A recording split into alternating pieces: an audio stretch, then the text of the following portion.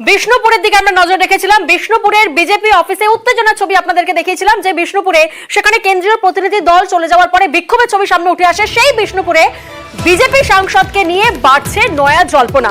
কেন বলছে এই কথা, যে ছবি আপনাদেরকে দেখাবো দেখুন। তৃণমূল নেতার পা ছুঁয়ে প্রণাম করছেন বিজেপি সাংসদ। দেখুন সেই ছবি, তৃণমূল নেতা ভবতারণ চক্রবর্তীকে পা ছুঁয়ে প্রণাম সৌমিত্র খাঁকে নিয়েই এবার বাড়ছে জল্পনা।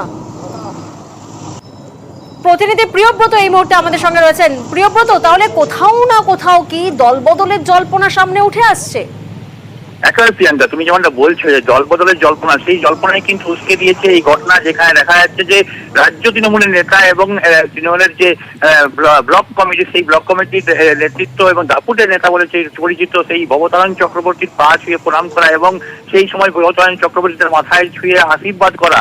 এই ঘটনাকে অবশ্য সৌমিত্র খাঁ এবং ভবতারণ চক্রবর্তী দুজনেই রাজনৈতিক সৌজন্য বলছেন, কিন্তু যে ঘটনা ঘটেছে এবং তার পরিপ্রেক্ষিতে ভোটের নির্বাচনের পর ফল ঘোষণার পর থেকে যেভাবে সৌমিত্র খাঁ বিষ্ণুপুরের সাংসদ তিনি পুনর্বার নির্বাচিত হয়েছেন, কিন্তু তারপর দেখা গেছে তিনি রাজ্য নেতৃত্বে সমালোচনা করছেন এবং সমালোচনার পাশাপাশি তিনি কিন্তু ভোট পরবর্তী সময়ে যে ভোটের যে স্ট্র্যাটেজি সেটা নিয়ে কিন্তু অভিষেক ব্যানার্জির প্রশংসায় পঞ্চমুখ হয়ে গেছে এবং তার পরবর্তীকালে এই প্রোগ্রাম তৃণমূল নেতাকে, এটার মধ্যে কিন্তু কোন রকম যে একটা রাজনৈতিক জল্পনা বাড়ছে।